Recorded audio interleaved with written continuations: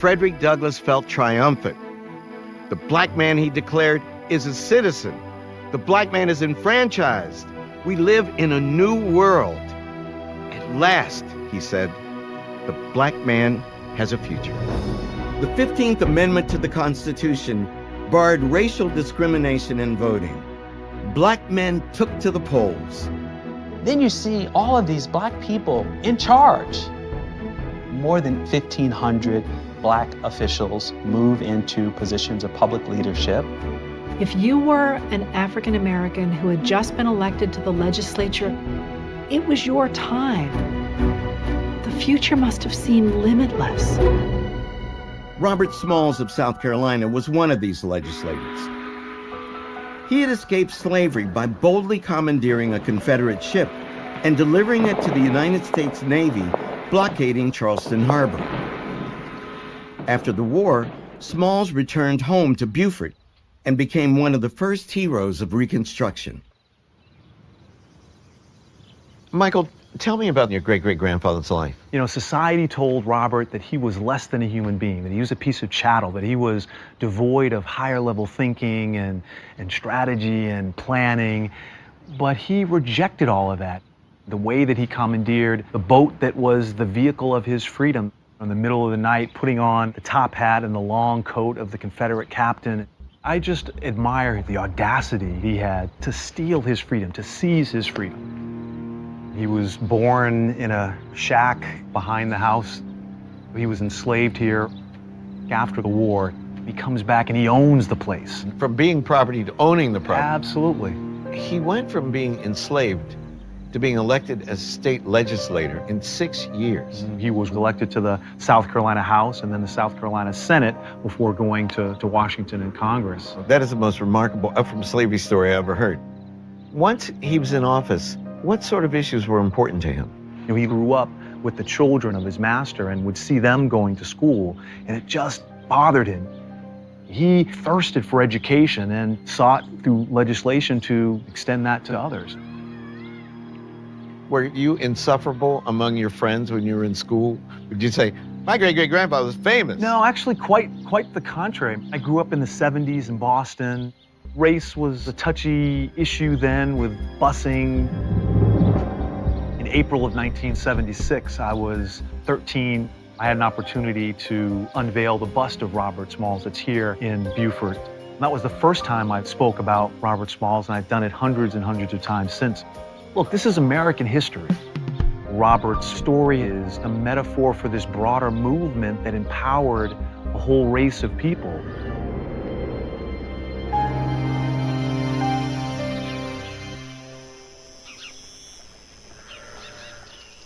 Reconstruction is a story of great expectations, enormous strides, and wrenching retreats. Early on, in its most hopeful moments, it seemed like a revolution was taking place in the halls of Congress. Tell me about where we're standing. What would this place have been like during Reconstruction? So this is the old hall, the House, now Statuary Hall. In the 1870s, when the African-American members were here, there would have been vendors in here selling food and snacks as members traversed the north-south access from the House chamber over to the rotunda on the Senate side. Tell me about the first black congressman. First is Hiram Revels from Mississippi. Is elected to the U.S. Senate, and he comes in February of 1870, and he's celebrated as the 15th Amendment in flesh and blood, the symbolic triumph of Reconstruction. And then in December, we have Joseph Rainey of South Carolina, first African-American in the House. How would they have been greeted? They didn't exactly roll out the red carpet, but the door didn't get shut either. Many of the African-American members lived in the same neighborhoods that white members of Congress did. So they weren't segregated in that sense, but they oftentimes had to pay higher rents. It's a black tax. Essentially, yes. Imagine you have these two men who occupy the seats of former slaveholders, and they come to work in this magnificent Temple of Liberty, but it's a place that had also been constructed with slave labor. This is an incredibly heady moment, kind of like Barack Obama becoming president. There's like 14 black men in U.S. Congress. There's 2 senators. Blanche K. Bruce's name is on money. He's signing currency in the United States. See, all of these people served starting in the 1870s. I may be the only African-American from South Carolina now, but I am the ninth. You had the Robert Smalls, Richard Keynes, Robert Elliott, DeLarge, Rancière. So over that period of 25 years, you had real participatory democracy taking place. The photograph of Hiram Revels highlights this statesman who happens to be African American. Frederick Douglass recognized a camera captured the equal and essential humanity of that man or woman, black or white. Whatever may be the prejudices of those who look upon it, they will be compelled to admit that the Mississippi senator is a man. He is represented with the same stature as Lincoln or Seward or Grant or any other white politician. Douglass did the same thing at a time in which most whites tried to argue that blacks should not have equal citizenship. And one way of out-citizening white citizens is you portray yourself with greater sense of dignity and respectability, and in a sense humanity, than many whites. We do not come here begging for our rights. We come here clothed in the garb of American citizenship. We come demanding our rights in the name of justice. Richard Kane could capture an audience. I think all his years in the pulpit made him a really good speaker in the House. He stood up to the white supremacists who were basically calling him, inferior. And he said, look at me, I have 2 eyes, I have 2 ears, I have 2 hands, I have 2 feet. How are we different when it comes to our manhood? I was amazed when I began to read the speeches of black congressmen in that period. I mean, here are people who are arguing about what the laws of the nation will provide in terms of human rights, and have a sophisticated understanding of the underlying principles that make these freedoms necessary in a democratic society. The level of discourse was so far above the level of discourse in Congress today. It was shocking. In state houses across the South, black men and white men were attempting to govern together for the first time. In South Carolina, where African Americans made up almost 60% of the population, voters elected a black majority House of Representatives. It was the seat of Black Power USA. The Lieutenant Governor, Secretary of State, State Treasurer. Unimaginable today. Absolutely. Right. Many parts of the South didn't have a educated and experienced black leadership ready to step into power, which you did have in South Carolina. It had a free black group before the Civil War in Charleston, which was well educated and politically articulate. Behind us lie 243 years of suffering, anguish, and degradation. Before us lies our mighty future. That future is ours to shape. Robert Brown Elliott was very ambitious. He was educated as a lawyer. He had a photographic memory. He was absolutely fearless. It's hard to imagine more daunting challenges than all these governments have. Some parts of the South had really been devastated by war. So you've got to try to build a forward-looking government at a time where there are very few resources. The state legislatures create public schools, public hospitals, public welfare systems in a way that hadn't been seen in the South. Black men go into these legislatures with an idea of how they're going to improve their communities. One of the most important things they do is to establish free public schools. There were no public education systems in most of the southern states. If you had money to buy it for your children, you had it. If you didn't, well, you did without. You start to see state constitutions adopting some policy that says education is a right. And this is providing it for all children. Across the former Confederacy, free schools opened for both black and white children. Only a few years earlier, there were laws on the books in the South that prohibited enslaved people from learning to read and write. Black people knew how much their freedom depended upon literacy. It was not uncommon to see 5-year-olds and 95-year-olds flocking to schoolhouses for a chance to learn how to read. Free blacks realized white families are not going to send their kids to school with blacks. And so in every single state, you had separate schools. And black leaders generally said that's okay. As long as black people get education, we're not going to try to force whites to go to school where they don't want to. And many black parents wanted black teachers. They didn't trust white teachers to be fair and to have the right attitudes for their children.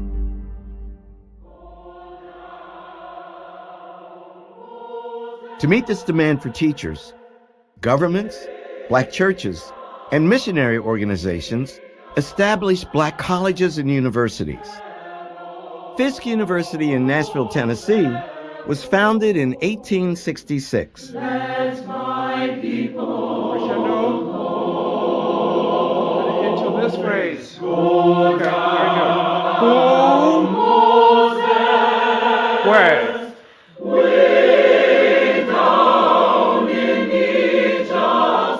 The Fisk Jubilee Singers became the voice of Black Reconstruction. They introduced the world to the artistry of freed people and to the songs of their enslaved ancestors, the spirituals. Most white people who had ever seen blacks on stage had done so in the minstrel show. Minstrels, white men who would paint their faces black, enlarge their lips with white makeup, and spoof the African American. America found this entertaining. But in concert after concert, first in Northern American cities and then in Europe, the singers defied expectations. They had a decorum and a dignity on stage that challenged all of the prevailing stereotypical images that white Americans had. These are songs of overcoming. They were about healing. They were about love. They were about the black struggle. They allowed someone else to understand what it means to be in your world or in your shoes.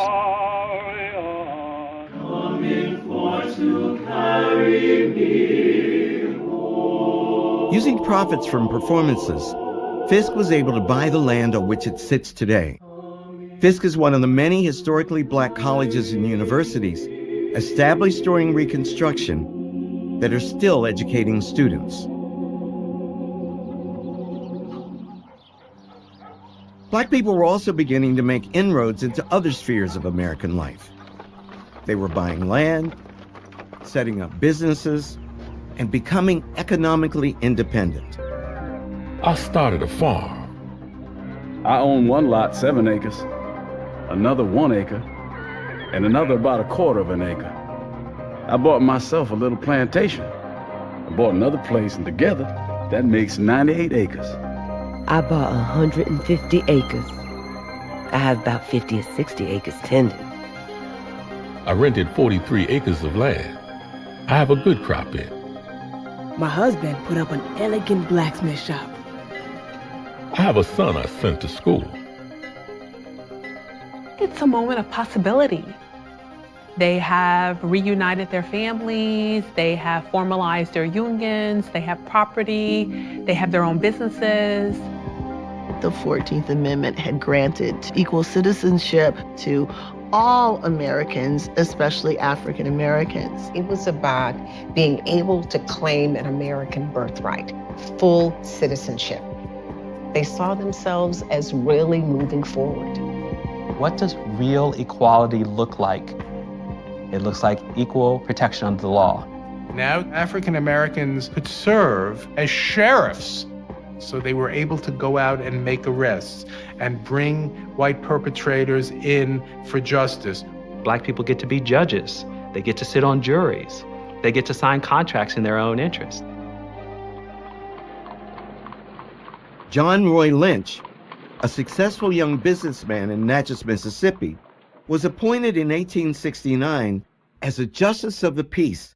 He was born a slave in 1847 in Louisiana, the son of the plantation manager. And at the end of the Civil War, he attended night school. As a very young man, he distinguished himself working in a photographer's studio He went to a few Republican meetings. and impressed Adelbert Ames, who was the Reconstruction governor of Mississippi.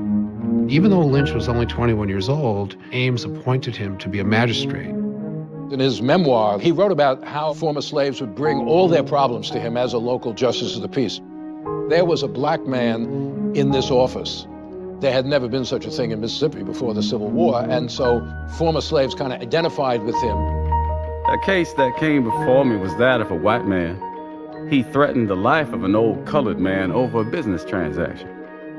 He remarked, "Do you mean that it's a crime for a white man to curse a nigger?" "Yes," the court replied. "It is as much a crime for a white man to curse a Negro as it is for a Negro to curse a white man." "Well," he exclaimed, "that's news to me." You're living in this moment. You're imagining that will only get better.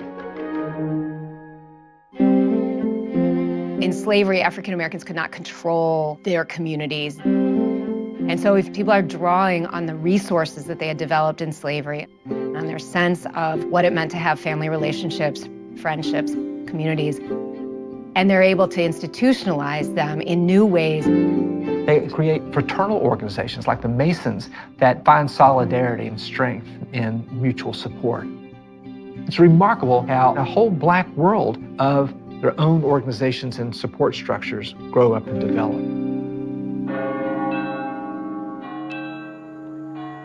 During Reconstruction, churches became the cornerstones of the black community. Many enslaved people had been forced to worship in secret or only with the master's blessing. But now, black people were free to worship God any way they wanted. At Mother Emanuel Church in Charleston, South Carolina, the Reverend Richard Kane helped revive a congregation that had been banned under slavery. How did you first hear about your great-great-grandfather? Did your mother say, "You come from people"? That's what my mother would have said. Yes, Your great-great-grandfather was the greatest black preacher in history. Yes, my mother and my great aunt, and they always talked about Richard Harvey Kane and the great work that he was able to do. He was born free in what's now West Virginia, was a pastor in Brooklyn in 1965.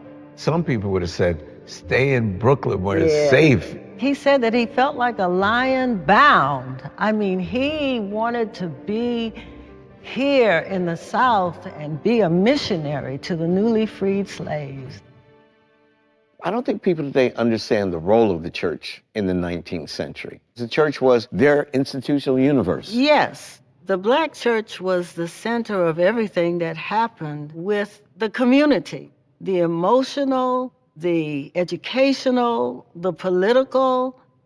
Kane taught the newly freed slaves that they were no longer inferior. They could accomplish anything. And he epitomized that. Yeah. He was a one-man band for the black community. Oh, yeah. Entrepreneur, minister, editor, writer. Yes. Congressman, state senator. Too powerful, too influential. Yes, yes. And therefore in danger. Yes. He lived in constant fear. One of the most tragic aspects of Reconstruction is that the more African Americans achieved, the more they put their lives at risk. I could hear the noise of the horses. They Ku Klux my house. They had on white gowns, masks on their faces. 75 men. They were Ku Klux. They tore her clothes off. I was blindfolded. Cut me with knives. They whipped me. They whipped me. Put a rope around my neck to hang me. Southern Democrats used violence and terror tactics to disrupt Republican control and plot their return to power. They saw themselves as the redeemers of their states. Violence is efficient, it's easy, it's fast, and you can often do it under the cover of night. Klan attacks become so pervasive because that's how widespread the fear of Black enfranchisement is. The Klan is actually committing atrocities against everyone.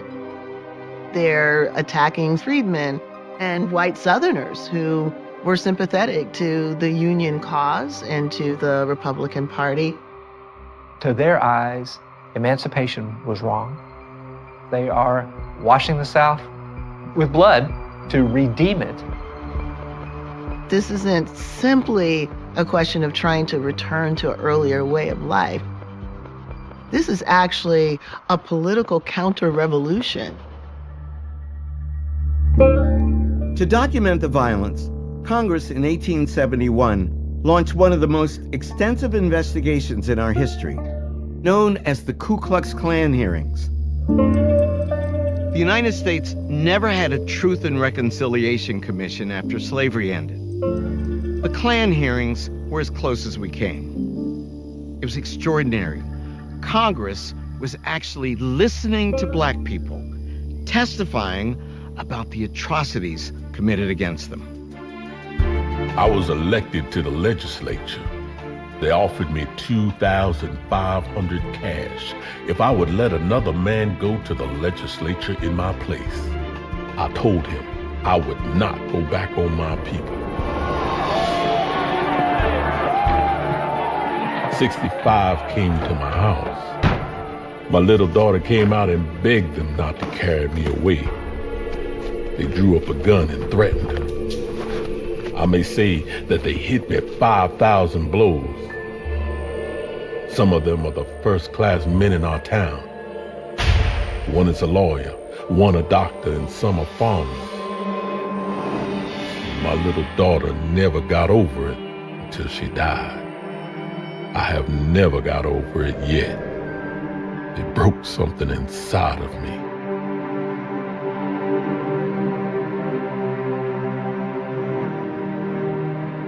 The hearings are open and public.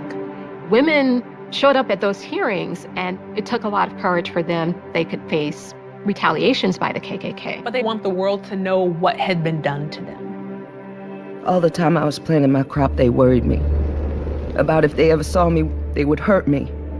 Whites are really attacking Hannah and her family because they had been too successful. It's jealousy. It flies in the face of the idea that blacks are inferior. 5 men bulged right against the door. George McCrae catched the little child by the foot and slinged it out of my arms. He carried me to a pine, tied my hands there, pulled off all my linen. They said, "God damn you, you are living on another man's premises." I said, "No, I'm living on my own premises." I gave $150 for it. They whipped me from the crown of my head to the soles of my feet. Every time they would go off, George McCrae would get his knee between my legs, say, "Old lady, if you don't let me have to do with you, I will kill you." He said, "God damn you, I'm gonna kill you." There are 8,000 pages of testimony given by everyday Americans. This is a haunting tale of American history and something that we don't talk about enough.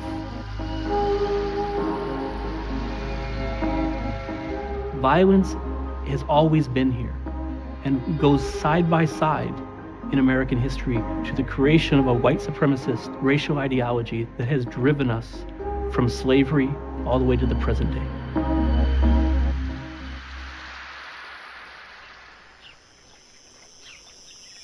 The Union war hero, Ulysses S. Grant, had run for president under the slogan, "Let us have peace." But as reports poured in from the former Confederate states, it was becoming painfully obvious that the terror was not going to stop. Grant didn't start out as a hero in terms of race relations. At first, he was very dubious about the fighting abilities of blacks, but he ended up becoming one of the greatest champions of recruiting and arming and equipping black soldiers. He had a remarkable record in terms of integrating blacks into the federal government. Grant's reaction to Klan violence is a strenuous one. He makes it clear to the Speaker of the House that Congress is going to have to address the situation. Grant was in step with a Congress that was determined to take action. Congressman Rainey, when he was arguing for protection against the Klan, said that when he and other black congressmen left the seat of government to return home, they were at risk. There were a couple of incidents where he and others were physically confronted on the road, and only the intervention of federal troops kept things from taking a dire turn. He had absolutely no patience listening to anyone say that maybe the Klan didn't really exist, maybe it wasn't such a big problem. Rainey would say, I just saw them a couple of days ago. What are you talking about? And then go on to deliver a very convincing lecture. Saying that that violence was treasonous and the federal government had an obligation to do something about it. Congress passed a series of enforcement acts to address the crisis, the third of which is known as the Ku Klux Klan Act. All of which together were intended to put weapons into the hand of the federal government to directly intervene. The 14th Amendment established that states could not deprive people of privileges and immunities of citizenship or of due process of law or equal protection of law. So what Congress is doing in the Enforcement Act, right, is trying to create a new category of offense using the 14th Amendment to, in essence, get around the fact that Southern courts are not going to convict white Southerners. Most importantly, the federal government can suppress habeas corpus. Where violence occurred, they can hold individuals for a crime without being charged for that crime, and they can also use the militia or the military to go in and suppress violence. To spearhead the operation, Grant appointed Amos T. Ackerman as Attorney General of the newly created United States Department of Justice, established in the executive branch in 1870. He supervises the deployment of federal troops to restrain violence.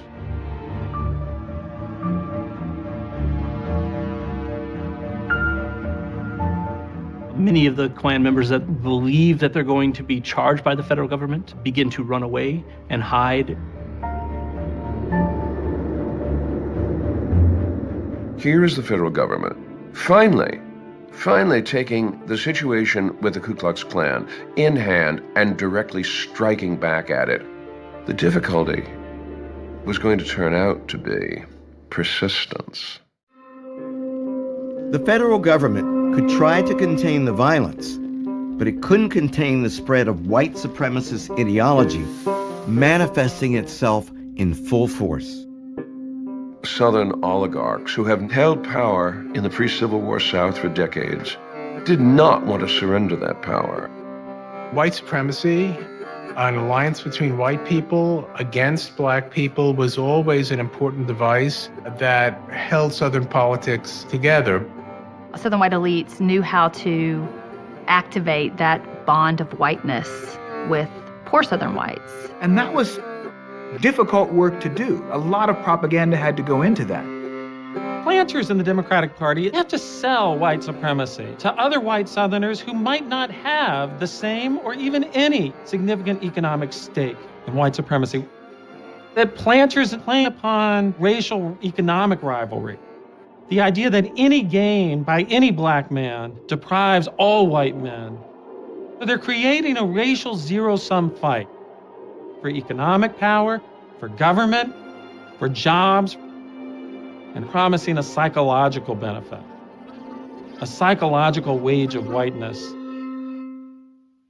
In 1870, when former Confederate General Robert E. Lee died, many white Southerners poured out their grief and sorrow for their fallen hero, a symbol of their so-called lost cause.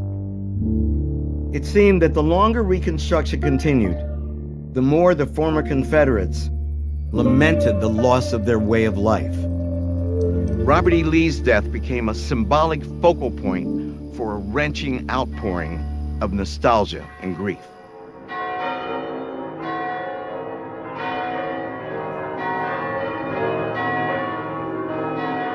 When he died, it's like a king has died. Bells ring throughout the South. Schools closed. People closed their stores. They wore sashes and put things on their doors to commemorate his passing. Newspapers border their entire pages with black. They mourn him as if this is the second time they have lost the war. In the eyes of the white South, here was a man who embodied the things that they admired the most: manly courage, Christian virtue, devotion to those underneath him, of his soldiers, and a kind of apparent paternalism toward enslaved people. And not only was Lee this perfect person, but he had been the perfect warrior. He had outsmarted the Yankees, but he was always up against larger forces. He helped create that myth at Appomattox that we have succumbed in the face of greater might. Our cause was not unjust, it just happened to have lost. It became a lost cause. When great leaders die, or when persons die that people think of as great leaders, people are guided by emotion. As a consequence, you have this cult of Robert E. Lee developing. And in fact, the cult of Lee had become so powerful by the 1870s that Frederick Douglass remarked that you could not pick up a newspaper nowadays without reading the most nauseating flatteries about Robert E. Lee. The ostentatious and noisy exhibitions of sympathy and grief on the part of the rebel democracy all over the South for the man who made such Herculean efforts to destroy the government is a most painful proof that the great body of the Southern white people are far more ready to weep for the loss of a Confederate general than to sustain the government under which they live. Douglass recognized if you rewrite the story of the war, that can have profound implications for race relations.